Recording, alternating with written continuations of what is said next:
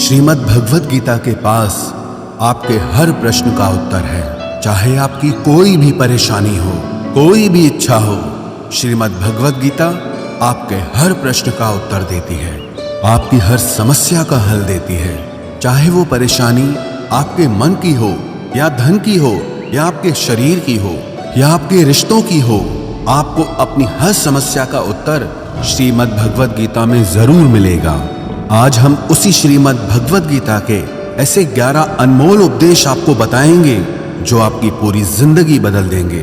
बस आप इन बातों को वीडियो के अंत तक ध्यान से सुनिए। जो भी व्यक्ति इस वीडियो को अंत तक सुनेगा उसे अपनी जिंदगी, उसे अपनी हर परेशानी का हल अवश्य मिलेगा। उसे अपनी जिंदगी में जो कुछ भी चाहिए वो उसे जरूर मिलेगा। श्रीमद् भगवद गीता का सबसे पहला उपदेश यही है कि कोई अगर आपका अपना है या कोई आपसे बड़ा है तो उसका अपने प्रति गलत व्यवहार कभी भी सहन नहीं करना चाहिए। ये गीता का उपदेश हमारी जिंदगी से भी जुड़ा है। हम भी अपने मन की अधिकतर तकलीफों को ये सोचकर जिंदगी भर सहते रहते हैं कि ये तो मेरा अपना है, ये तो मेरा बड़ा है, इसको हम कैसे कुछ कह सकते हैं। हम अगर नहीं सहेंगे, कुछ कह देंगे तो हमारे रिश्ते ही खराब हो जाएंगे, हमारे रिश्ते ही समाप्त हो जाएंगे। पर सोचने की बात यह है कि उस व्यक्ति को आप अपना कैसे मान सकते हैं जो आपकी तकलीफों की वजह हो। अपना तो वो होता है जो हमारी तकलीफों को दूर कर दे। तो गीता का ये उपदेश है कि किसी को भी अपना फायदा मत उठाने दो, किसी को भी खुद पर जुल्म मत करने दो, क्योंकि आप जितना सहेंगे लोग आपको उतना सहने के लिए और मजबूर करेंगे। गीता का पहला अध्याय जिसका नाम अर्जुन विषाद योग और दूसरा अध्याय जिसका नाम सांख्य योग है, उसके आरंभ में अर्जुन ने श्री कृष्ण के आगे अपना दुख प्रकट किया है कि हे केशव, मैं कौरवों से कैसे युद्ध कर सकता हूं? ये सब तो मेरे अपने ही हैं। मैं कैसे भीष्म पितामह और द्रोणाचार्य से युद्ध करूंगा, क्योंकि वो दोनों मेरे पूजनीय हैं। इसलिए इन गुरुजनों को मारने से तो अच्छा है मैं भिक्षा के अन्न को खाकर अपने जीवन का गुजारा करूं। और जिन कौरवों से मैं युद्ध करने जा रहा हूं वो सब धृतराष्ट्र के पुत्र मेरे भाई ही हैं, मेरे अपने ही हैं। इन सबको मारने से अच्छा है कि मैं सन्यासी बन जाऊं। तो श्री कृष्ण ने अर्जुन से कहा कि यहां कौन अपना है और कौन पराया है। जो अधर्म करता है उसके साथ युद्ध करना तुझे मोक्ष और मुक्ति देगा। तू अपने इस मन के मोह को त्याग दे, नहीं तो सारा जग तेरी निंदा ही करेगा, तुझे डरपोक कहेगा। बात अपने पराये की नहीं है, बात धर्म और अधर्म की है, बात सही और गलत की है। अगर तू गलत को सहेगा, उसका अंत नहीं करेगा, तो गलत करने वाले को और बल मिलेगा, वो और भी गलत करेगा। इसीलिए मन के मोह को त्याग करके तू युद्ध कर। महाभारत की एक और कहानी भी है। जब अर्जुन के पुत्र अभिमन्यु की युद्ध में मृत्यु हो जाती है तब अर्जुन बहुत दुखी होता है, रोने लगता है। वो श्री कृष्ण से कहने लगा कि मेरा पुत्र अभिमन्यु मर गया है, मैं ये दुख बिल्कुल भी सहन नहीं कर सकता, मैं भी अपने आप को समाप्त कर लूंगा। फिर भगवान श्री कृष्ण उसे आत्माओं के लोक में लेके गए, जहां अभिमन्यु आनंद से बैठा हुआ था, क्योंकि उसने क्षत्रियोचित व्यवहार किया, इसलिए उसे उत्तम पद की प्राप्ति हुई। जब अर्जुन अभिमन्यु के पास रोते रोते पहुंचा, अपने पुत्र को देखकर अर्जुन बहुत प्रसन्न हुआ। उसे गले से लगाकर कहने लगा कि हे पुत्र, तेरे बिना तो मैं जी ही नहीं सकता, मैंने तो अपने जीवन की आशा का ही त्याग कर दिया है। तो अभिमन्यु कहने लगा कि आप कौन हैं? अर्जुन बोला, मैं तेरा पिता हूं, तू मेरा पुत्र है अभिमन्यु। तो अभिमन्यु कहने लगा कि कौन पिता कौन पुत्र, मेरे हजारों जन्म हुए हैं, किसी जन्म में आप मेरे पिता बनते हैं और किसी जन्म में मैं आपका पिता बनता हूं। आत्मा का न कोई माता होता है न कोई पिता होता है। जब अर्जुन ने देखा कि मेरा पुत्र मुझे पहचान भी नहीं रहा तो उसका सारा मोह खत्म हो गया। इसलिए गीता के इस उपदेश को ठीक से समझ लो कि यहां कोई अपना पराया नहीं है। जो बुरे वक्त में तकलीफ के वक्त में हमारा साथ दे, सिर्फ वही हमारा अपना है, बाकी सब पराए हैं।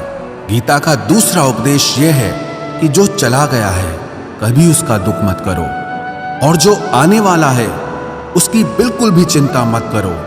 जब महाभारत का युद्ध चल रहा था तब अर्जुन ने श्री कृष्ण से कहा कि अगर यह युद्ध हुआ तो करोड़ों लोग मारे जाएंगे। जो सैनिक और योद्धा इस युद्ध में मारे जाएंगे उनकी स्त्रियों का क्या होगा, समाज कैसे आगे बढ़ेगा। और भी बहुत सी बातें अर्जुन ने विस्तार से कही हैं। तो भगवान श्री कृष्ण ने कहा, अशोच्यानन्वशोचस्त्वं प्रज्ञावादांश्च भाषसे गतासून अगतासूंश्च नानुशोचन्ति पंडिताः। श्री कृष्ण बोले, हे अर्जुन, तू बड़ी बड़ी ज्ञानियों जैसी बातें करता है, लेकिन जो सच में ज्ञानी होता है, वो जो लोग मर चुके हैं, जा चुके हैं या एक दिन जाने वाले हैं, उनकी चिंता नहीं करता है, उनका दुख नहीं करता है। तेरे हाथ में कुछ भी नहीं है, तू चाहकर भी कुछ कंट्रोल नहीं कर सकता। जीवन और मरण ये तो प्रकृति की नियति है। इसीलिए जो ज्ञानी होता है वो किसी के मरने पर भी रोता नहीं है। ज्ञानी जन ना ही बीते हुए कल का शोक करते हैं और ना ही आने वाले कल की चिंता करते हैं। इसीलिए जो होने वाला है वो होकर ही रहता है, और जो नहीं होने वाला है वो कभी नहीं होगा। ऐसा निश्चय जिसको समझ में आ जाता है, जिसकी बुद्धि में आ जाता है, उसे कभी कोई चिंता नहीं सताती, कोई दुख नहीं सताता। हमारे सारे दुखों का कारण ही यही है। या तो हम जो वक्त गुजर चुका है उसे सोच सोचकर परेशान होते रहते हैं, या भविष्य की चिंता कर करके खुद को बीमार कर देते हैं, नष्ट कर देते हैं। गीता का ज्ञान हमें यही सिखाता है कि ना तो हम बीता हुआ कल बदल सकते हैं और ना ही आने वाले कल पर कंट्रोल कर सकते हैं। हमारे हाथ में सिर्फ वर्तमान है, सिर्फ आज का ही पल है। हमारा 98% तनाव और चिंताएं भूतकाल और भविष्यकाल के बारे में सोचते रहने से होता है। हम हमेशा उसी में ही जीते रहते हैं, मगर वर्तमान में कभी नहीं जीते, इस पल को कभी नहीं जीते। जब आप वर्तमान का पूरा आनंद लेना सीख जाओगे, तभी आपकी जिंदगी से तनाव कम होगा, चिंताएं खत्म होगी। वर्तमान में जीना एक बहुत बड़ी उपलब्धि है। हमारे हाथ में भी सिर्फ आज का ही पल है। हमें जो भी करना है आज ही करना है। कभी भी ये सोचकर समय को नष्ट नहीं करना चाहिए कि अभी मेरे पास बहुत समय बचा है। एक गुरुजी ने अपने एक शिष्य को पारस का पत्थर दिया। उनका वो शिष्य बहुत आलसी था, हर काम को कल पे टाल देता था। तो गुरुजी ने उसे कहा कि मैं तुझे ये पारस पत्थर दे रहा हूं। इस पारस पत्थर से जब तू लोहे को स्पर्श कराएगा तो वो लोहा स्वर्ण बन जाएगा, सोना बन जाएगा। और ये पारस पत्थर मैं तुझे 1 महीने के लिए दे रहा हूं। जब 1 महीना समाप्त हो जाएगा तब मैं तुझसे ये पत्थर वापस ले लूंगा। तब तक तू इस पत्थर को अपने पास ही रख। गुरुजी का वो शिष्य बाजार में लोहा खरीदने के लिए गया। जब बाजार में वो लोहा खरीदने पहुंचा तो उसे लोहे का वो रेट बहुत महंगा लगा। उसने कहा थोड़े दिन रुक के ले लूंगा, जब लोहे का रेट कम हो जाएगा। पर उसकी बुद्धि में ये बिल्कुल नहीं आया कि इस लोहे को मैं सोना बनाकर बहुत अधिक धन बना सकता हूं। लेकिन उसके मन की सुस्ती, उसके मन का आलस्य, उसकी वजह से उसने उस काम को कल पे टाल दिया। ऐसे ही करते करते पूरा महीना समाप्त हो गया। फिर गुरुजी उस शिष्य के पास आ पहुंचे कि बताओ तुमने कितना सोना बनाया। शिष्य बोला कि मैंने तो अभी सोना बनाना शुरू भी नहीं किया। तो गुरुजी ने कहा मुझे मेरा वो पारस पत्थर वापस चाहिए। शिष्य बोला कि नहीं, मुझे थोड़ा वक्त दीजिए, मैं थोड़ा सोना बनाना चाहता हूँ। गुरुजी ने कहा कि ये पारस पत्थर पूरा 1 महीना तेरे पास था, पर तू कुछ नहीं कर पाया, लेकिन अब समय समाप्त हो चुका है। ऐसे ही ये हमारा जीवन है, हमारी जिंदगी है, और ये समय ही पारस पत्थर है। हम समय के एक एक पल से अपने जीवन को सोना बना सकते हैं, लेकिन हमें ये लगता है कि हमारे पास बहुत समय बचा है, एक दिन जिंदगी को जी लेंगे, एक दिन जिंदगी में खुश हो जाएंगे, लेकिन वो दिन कभी नहीं आता और हम जिंदगी भर भागते रहते हैं, चिंता करते रहते हैं, दुखी होते रहते हैं, लेकिन जिंदगी को जीना, खुश रहना हम भूल जाते हैं। इसलिए गीता का ज्ञान हमें यह सिखाता है कि आप आज में जीना सीखो, इस पल में जीना सीखो। गीता का तीसरा उपदेश यह है कि मौत से डरना बिल्कुल व्यर्थ है। श्री कृष्ण ने गीता में कहा है कि यह संसार मृत्यु लोक है। जिसका भी जन्म हुआ है वो एक दिन जरूर मर जाएगा। जिसका आरंभ हुआ है उसका अंत अवश्य होगा। हम इसे रोक नहीं सकते। जैसे हम रोज कपड़े बदलते हैं, वैसे ही हमारी आत्मा नया शरीर धारण करती है। मृत्यु सिर्फ इस जीवन का एक नया आरंभ है, इस जीवन का अंत नहीं है। आत्मा कभी नहीं मर सकती और ना ही उसे कोई मार सकता है, लेकिन मौत का डर मनुष्य को सबसे ज्यादा लगा रहता है। मौत का दुख भी इंसान को सबसे ज्यादा होता है। एक पेड़ में दो पक्षियों का जोड़ा रहता था। उन दोनों को एक दूसरे से बहुत प्रेम था। उन्होंने साथ जीने मरने की कस्में खाई थी। एक दिन वहां एक शिकारी आया और उसने एक तीर चलाकर वहां पेड़ पर बैठे मादा पक्षी को मार दिया। तो वो अकेला नर पक्षी रोने लगा कि मैं तुम्हारे बिना कैसे जी पाऊंगा। तुम्हारी जगह मेरी मृत्यु आ जाती, मेरा जीवन तुमको मिल जाता। वो रो रो के बहुत विलाप करने लगा। इतने में ही उस शिकारी ने दूसरा तीर चलाया और उस नर पक्षी को भी मार दिया। वास्तविकता में ये कहानी हमारी ही है। हम भी रोते रहते हैं जब कोई मरता है तो, लेकिन हमें ये नहीं पता कि एक न एक दिन हमारा भी जीवन समाप्त हो जाएगा।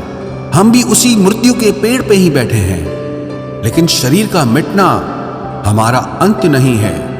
श्री कृष्ण ने अर्जुन से कहा कि हे अर्जुन, तेरे और मेरे अनंत जन्म हुए हैं। तुझे कुछ भी याद नहीं है, लेकिन मुझे सब याद है। जो व्यक्ति इस सत्य को समझ ले कि मैं यहां इस संसार में कुछ समय के लिए आया हूं, उसकी जिंदगी के सारे झगड़े, सारे दुख, सारी चिंताएं ही समाप्त हो जाएंगी। जब इस संसार से जाना ही है तो दुख किस बात का। पहले के जमाने में साधु महात्मा लोग पैदल यात्रा करते थे। यात्रा करते करते वो एक नगर में पहुंचे। वो महात्मा बहुत थक चुके थे। उस नगर में उन्होंने एक महल देखा और उन्होंने उस महल में जाकर विश्राम करने का सोचा और वो महल में जाकर सो गए। जब उस महल में वहां का राजा पहुंचा तो अपने पलंग पर उस महात्मा को सोता देखकर बहुत हैरान हो गया। राजा उस महात्मा से पूछने लगा कि तुम मेरे महल में कैसे घुस आए और मेरे बिस्तर पर सो रहे हो। महात्मा कहने लगा, ये तुम्हारा महल है? मुझे तो लगा ये धर्मशाला है। तो राजा ने कहा, आपको मेरा महल धर्मशाला कैसे लगा? तो महात्मा ने राजा से प्रश्न किया कि तुमसे पहले इस महल में कौन रहता था? तो वो राजा बोला कि मुझसे पहले मेरे पिता यहाँ पर रहते थे और उससे पहले मेरे दादाजी यहाँ पर रहते थे। तो महात्मा ने फिर प्रश्न किया कि क्या तुम इस महल में हमेशा रहोगे या तुम्हारे बाद कोई और रहेगा? तो राजा कहने लगा कि मेरे बाद मेरा पुत्र इस महल में रहेगा। तो महात्मा राजा से कहने लगे कि जिस जगह पर रहने वाले बार बार बदल जाते हो उसे घर कैसे कह सकते हो? वो तो धर्मशाला ही है। इसीलिए तेरे महल को धर्मशाला समझकर मैं इसमें रात बिताने के लिए आ गया। धर्मशाला जान जग को, जीव सब मेहमान है। मोह किससे मत करो, सब स्वप्न का सामान है। यदि हम भी इस बात को समझ लें कि हम यहाँ कुछ समय के लिए आए हैं, आनंद करने के लिए आए हैं, खुश रहने के लिए आए हैं, तो हमारे सारे दुख ही समाप्त हो जाएं। जब हम अपना मोह यहाँ जमा लेते हैं, अपना दावा यहाँ जमा लेते हैं कि ये मेरा है, इसे मैं छोड़ नहीं सकता, इसके बिना मैं जी नहीं सकता, तो हमारा जीवन दुखों से भर जाता है। इसलिए जीवन में मृत्यु का भय त्याग करके जीवन का प्रतिपल आनंद लेना चाहिए। गीता का चौथा उपदेश, मन और विचारों को कंट्रोल किए बिना जीवन में कभी शांति और सुकून मिलने वाला ही नहीं है। अर्जुन ने श्री कृष्ण से कहा कि मेरा मन सही गलत सब कुछ जानता है, फिर भी मेरे विचार और मेरा मन मुझसे कंट्रोल नहीं होता। मैं जो करना चाहता हूं वो कर नहीं पाता हूं। और जो नहीं करना चाहता हूं वो मेरा मन मुझसे जबरदस्ती करवाता है। इसीलिए मैं बेचैन हो गया हूं, मुझे शांति प्राप्त नहीं हो रही। तो श्री कृष्ण ने अर्जुन से कहा, उसके लिए तुझे अपने मन और विचारों से डिटैच होकर अपने मन और विचारों को सही दिशा में ले जाने की प्रैक्टिस करनी होगी, अभ्यास करना होगा। और ये एक दिन का काम नहीं है। जब तक तू अपने मन और विचारों की गुलामी का त्याग नहीं करता, तब तक तुझे जीवन में कभी शांति नहीं मिलेगी। एक राजा था, वो बहुत बेचैन और परेशान रहता था। एक दिन वो अपने गुरुजी के पास गया और उनसे कहने लगा कि मेरा मन बहुत बेचैन है, मैं बहुत परेशान हूँ, मैंने पूरे संसार को जीत लिया है, सब कुछ है मेरे पास, पर मैं खुश नहीं हूँ, मेरे मन में सुकून नहीं है, शांति नहीं है। तो गुरुजी ने राजा से कहा कि तुम्हारे नगर में अगर कोई ऐसा व्यक्ति है जिसने सुकून को प्राप्त कर लिया है, शांति को प्राप्त कर लिया है, तुम उसका एक बार कुर्ता पहन लो तो तुम्हारे जीवन में भी शांति आ जाएगी। राजा बहुत प्रसन्न हो गया कि ये तो बहुत आसान काम है। वो अपने राजमहल में आया और राजसभा में वो सबसे कहने लगा कि आप लोगों में से जो भी शांत हो चुका हो, जिसे सुकून मिल गया हो, वो अपना कुर्ता मुझे दे दे। वो बदले में जितना भी धन मांगेगा मैं उसे दे दूंगा। सब लोग एक दूसरे का मुंह देखने लगे। पैसों का लालच आया, लेकिन सबको एक दूसरे की सच्चाई पता थी, क्योंकि किसी की जिंदगी में भी शांति और सुकून नहीं था। सब अपना सर झुकाकर वहां पर खड़े हो गए। फिर उस राजा ने पूरे नगर में ढिंढोरा पिटा दिया कि जिसे भी शांति प्राप्त हो चुकी हो, सुकून प्राप्त हो चुका हो, वो मेरे पास आकर अपना कुर्ता दे दे। वो जितना कहेगा उससे उतना ही धन दिया जाएगा। लेकिन एक भी व्यक्ति ऐसा नहीं मिला जिसे शांति प्राप्त हो चुकी हो। वास्तविकता में जब कोई मरता है तब हम कहते हैं कि वो फलां व्यक्ति आज शांत हो गया। कभी किसी जिंदा इंसान के लिए नहीं सुना कि एक जीता जागता इंसान शांत हो गया है। राजा के सैनिक पूरे शहर में ढूंढते रहे, फिर उन्हें पेड़ के नीचे एक महात्मा तपस्या करता दिखा, जिसके चेहरे पे एक शांति थी, सुकून था। वो सैनिक उस महात्मा के पास आकर पूछने लगे कि क्या आपने शांति प्राप्त कर ली है, सुकून प्राप्त कर लिया है? महात्मा ने कहा, मैं पूरी तरह से शांत हूं। तो सैनिक उसे राजा के पास ले आए। राजा ने उस महात्मा से प्रश्न किया कि क्या आपको शांति और सुकून प्राप्त हो चुके हैं? वो महात्मा कहने लगे, महाराज, मैं पूरी तरह से शांत हूं, मुझे कोई चिंता नहीं, मुझे किसी चीज की लालच नहीं, मुझे कोई इच्छा नहीं है। तो राजा भी बहुत प्रसन्न हो गए कि आखिर वो व्यक्ति मिल ही गया जिसे शांति की प्राप्ति हो चुकी है, जिसे सुकून प्राप्त हो चुका है। तो राजा उस महात्मा से कहने लगे कि हे महात्मा, आप कृपया करके अपना कुर्ता मुझे दे दीजिए, बदले में आप जो मांगेंगे मैं आपको दे दूंगा। वो महात्मा कहने लगे कि महाराज, सुकून और शांति तो मुझे मिल चुके हैं, लेकिन क्या करूं, मेरे पास कुर्ता ही नहीं है पहनने के लिए जो मैं आपको दे सकूं। जब राजा ने उस महात्मा की ये बात सुनी कि इस महात्मा के पास कुर्ता भी नहीं है पहनने के लिए, उसके बाद भी ये महात्मा एकदम शांत है, इसके जीवन में सुकून है, मैं सारी जिंदगी धन को जोड़ने में लगा रहा, दुनिया जीतने में लगा रहा, लेकिन मुझे शांति नहीं मिली, सुकून नहीं मिला। क्योंकि शांति और सुकून बाहर की चीज नहीं है, अपने भीतर की चीज है। इसीलिए जब तक कोई व्यक्ति अपने मन और विचारों को कंट्रोल नहीं करता, तब तक उसके जीवन में सुकून और शांति नहीं आती। और गीता का उपदेश हमें यही सिखाता है कि जीवन में शांति चाहिए तो मन को शांत करना सीखो। गीता का 5वां उपदेश यह है कि वासना, क्रोध और लालच सर्वनाश का कारण है, नरक का द्वार है। जिस भी मनुष्य में ये 3 अवगुण होते हैं, वो हमेशा दूसरों को दुख पहुंचाकर अपने ही सुख और स्वार्थ की पूर्ति करता रहता है। किसी भी चीज की हद से ज्यादा वासना करना और क्रोधी स्वभाव होना और मन में लालच होना उसके जीवन के सुख को समाप्त कर देते हैं, उसके सारे रिश्तों में जहर भर देते हैं। इन्हें नरक का द्वार इसीलिए कहा गया है क्योंकि जिस इंसान में अत्यधिक क्रोध है, लालच है, वासना है, उसका पूरा जीवन जहर से भर जाता है, उसको मरने के बाद नहीं, जीते जी यहीं पर नरक का दर्शन होता है।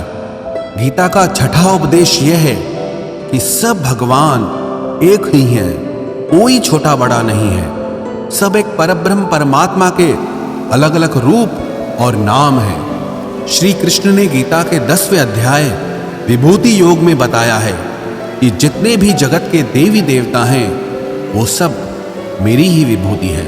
मैं ही शिव हूं, मैं ही इंद्र हूं, मैं ही यक्षराज कुबेर भी हूं, मैं ही अग्निदेव हूं, देवताओं के गुरु बृहस्पति भी मैं हूं, समुद्र भी मैं ही हूं, अक्षरों में ओम भी मैं ही हूं, काल का महाकाल भी मैं ही हूं, सारे जगत का नाश, उत्पत्ति और पालन करने वाला भी मैं ही हूं। श्री कृष्ण ने अर्जुन से कहा कि मेरी विभूतियों का कोई अंत नहीं है, इसलिए सब भगवान, सब नाम, सब देवता मेरे ही रूप हैं। इसीलिए तो किसी भी देव या ईश्वर में कभी भेद बुद्धि मत करना, कभी किसी को छोटा बड़ा मत समझना।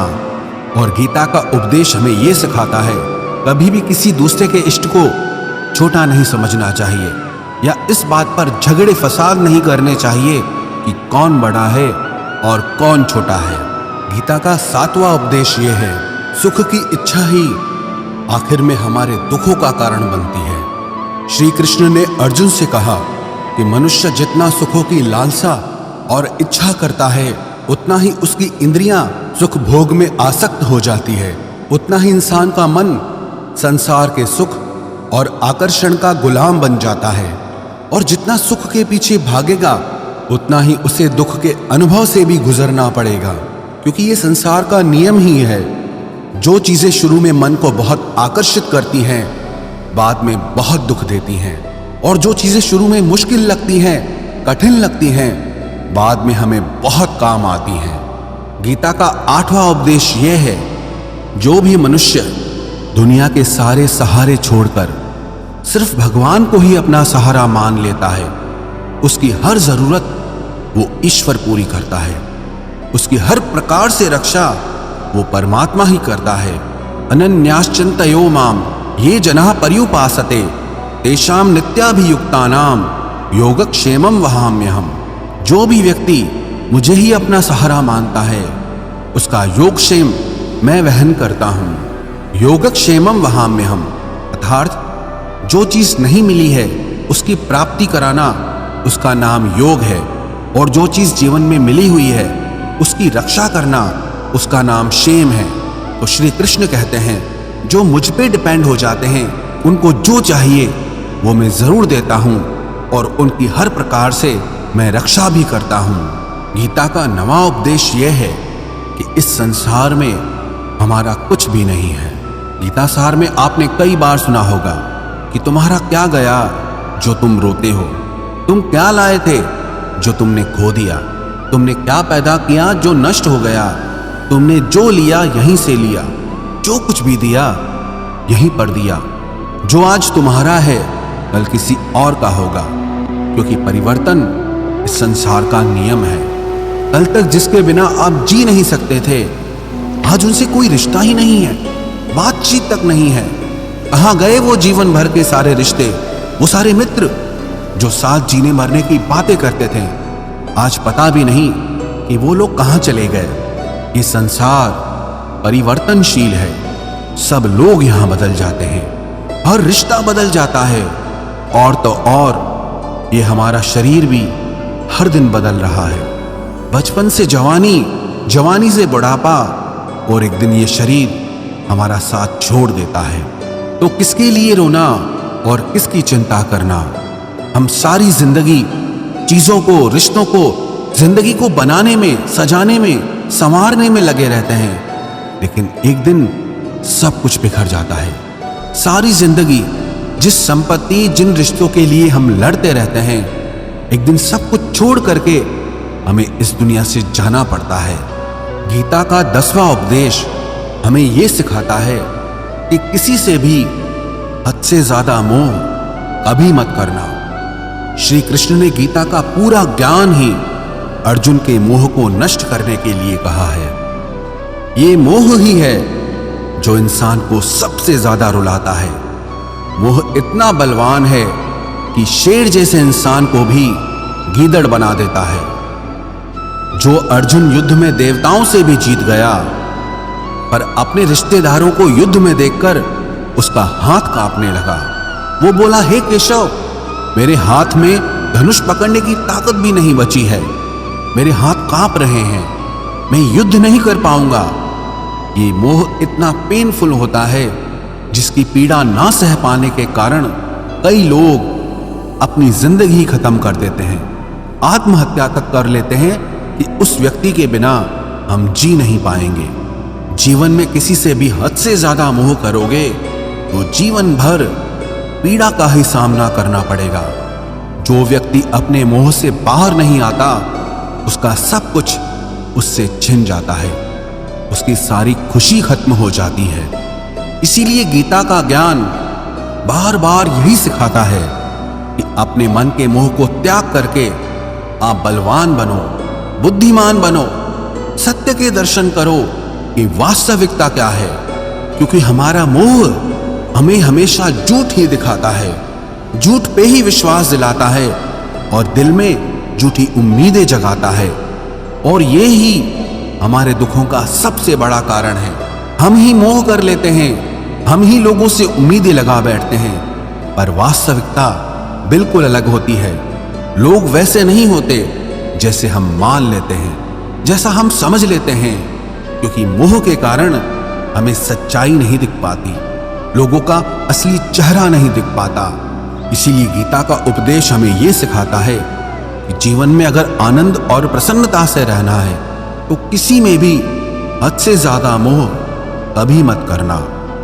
गीता का 11वां उपदेश ये है कि इस दुनिया में अगर आए हो तो दुख तो मिलेगा ही मिलेगा। दुख से कभी घबराना मत, दुख से कभी डरना मत। श्री कृष्ण ने गीता में कहा है कि ये संसार दुखालयम अशाश्वतम है, अर्थात ये संसार दुखों का घर है।